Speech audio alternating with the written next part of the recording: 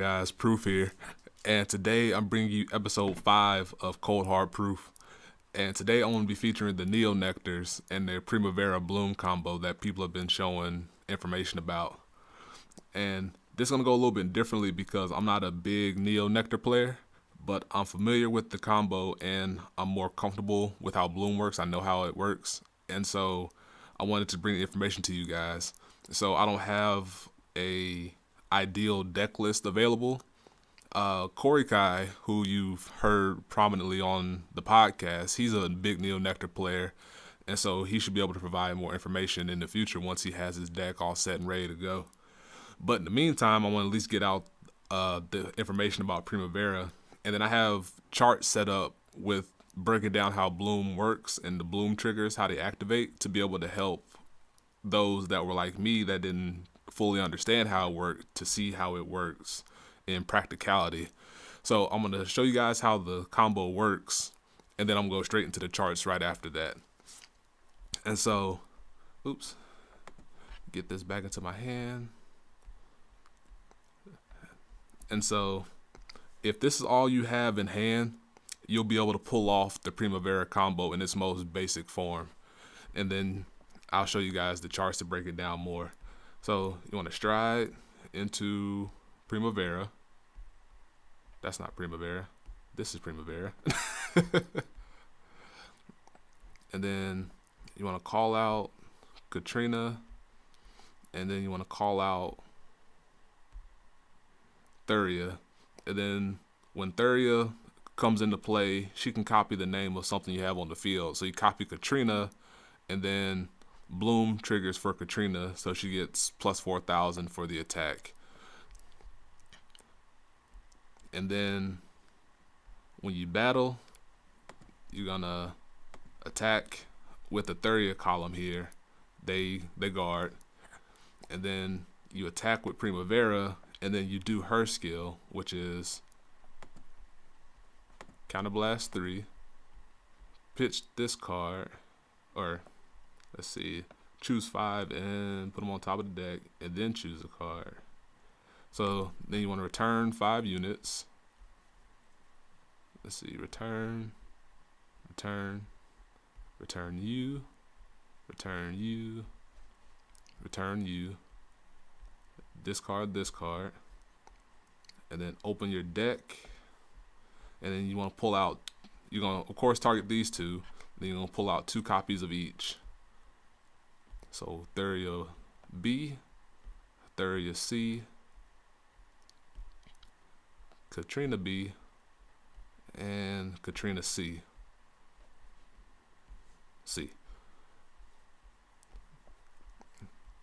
And then what's going to happen is that Thuria B is going to overtake this circle, Katrina B is going to take over this circle, and then Thuria C and Katrina C are going to fill in these 2 circles. And then when they all come in place, then Bloom triggers. And then after that, Thuria and Katrina A that are occupying this circle, then they go to the drop zone.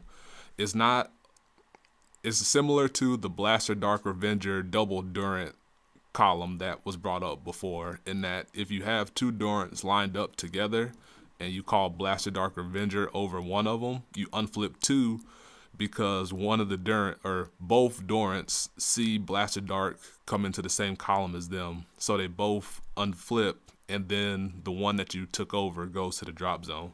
Same principle here. And so when you call out both Thurias, they both take the name of Katrina, and then you call out, and then when you call out both Katrinas, then Bloom activates for all the Katrinas for seeing all the other Katrinas, if that makes sense. The chart will help break it down more.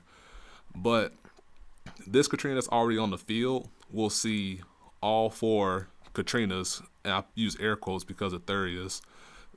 She sees 4 Katrinas come down into play, so she triggers Bloom 4 times. These 2 Katrinas, since Bloom doesn't activate for the unit itself, it activates for the other ones that come into play. This Katrina B, will see these 3 come into play, and then the same happens for this Katrina. She sees 3 other Katrinas come into play. So these 2 activate Bloom 3 times. And so I'm gonna keep it like that, and then I'm gonna go into the chart to help break it down because CFA gets kind of hokey when it comes to bloom triggers, so I don't want to go into all that mess there. I'm gonna pause the video. I'm gonna be right back with my chart breakdown. All right, guys, I'm back with my chart, and I know this may look a little complicated, but it breaks down really easily, and I'm gonna show you guys how it flows. And so the way it reads is that if the unit is coming into play, does the corresponding Katrina activate her bloom for it coming down? And so the yellow cell blocks indicate they were on the field before Primavera. The green cell blocks indicate that they were called through Primavera. So for example, for Thuria B, if she's coming into play, does Katrina A activate bloom for it coming down? And the answer is yes, because that's how it works. And the same for Thuria C through both the Katrinas. Where this differs is that for Katrina B and Katrina C, they can't activate bloom for themselves coming down. So that's why these two cells are blocked out. But they get all the other triggers for Thuria B, C, and then the other Katrina coming down. So once you get through all these triggers, you have 4 bloom triggers for Katrina A, 3 for Katrina B and C, and then Katrina A and Thuria A go to the drop zone, and then the other Thurias and Katrinas take their place for the other attacks. So when you get down to the power chart here, we have their current power times or plus the multiplication plus the product. There we go. That's the word I was looking for. Plus the product of the number of bloom triggers they receive times the bloom value for Katrina, which is plus 4,000, to get their final power. So for Thuria B, we have her current power of 9,000 times or plus the product of 10 bloom triggers times bloom value of 4,000, which is 40,000 power, to give a grand total of 49,000 for both Thurias and then 47,000 for both Katrinas. And then when you look at the attack breakdown, we have the first Thuria attacking for 16,000 for 10k shield.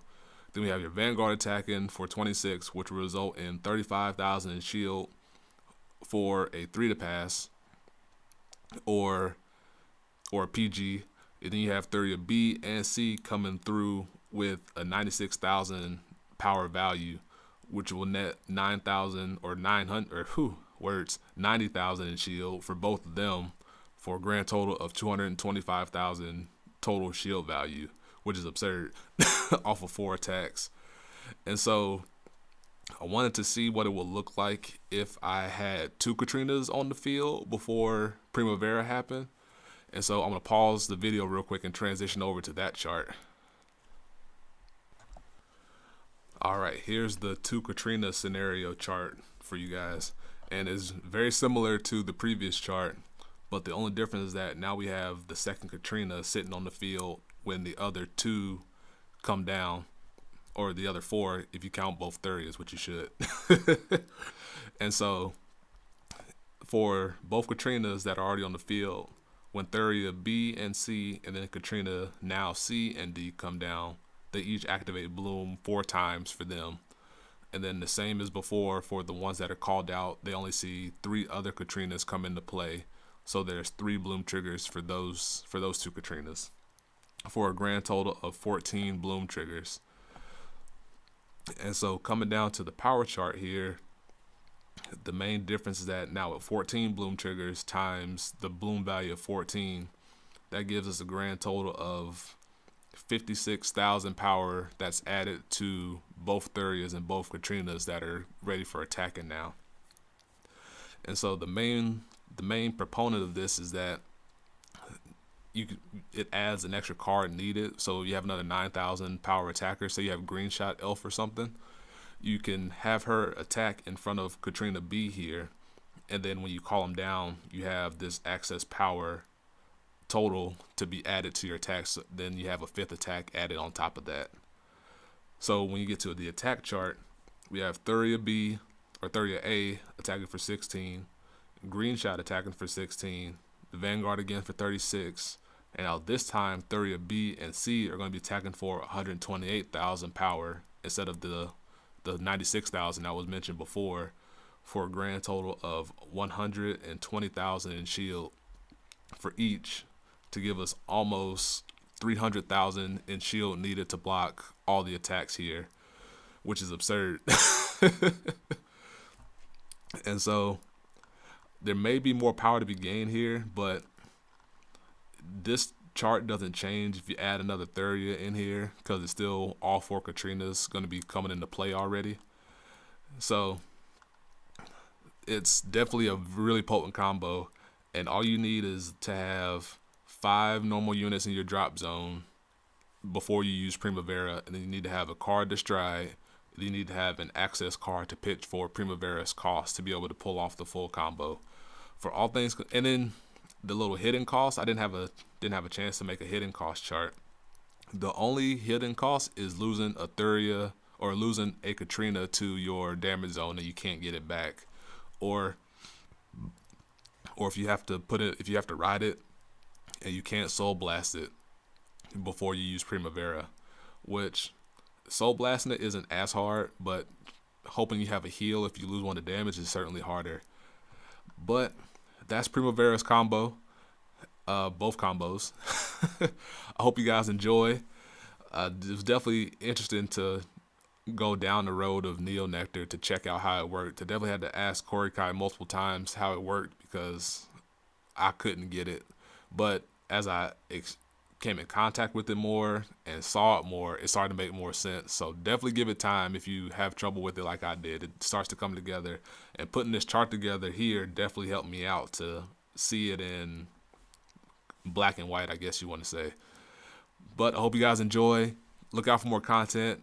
Share it with your friends. Have your friends tell 2 more friends. Let's keep this train going and help make this thing as big as possible. And until next time, guys, peace. Be easy.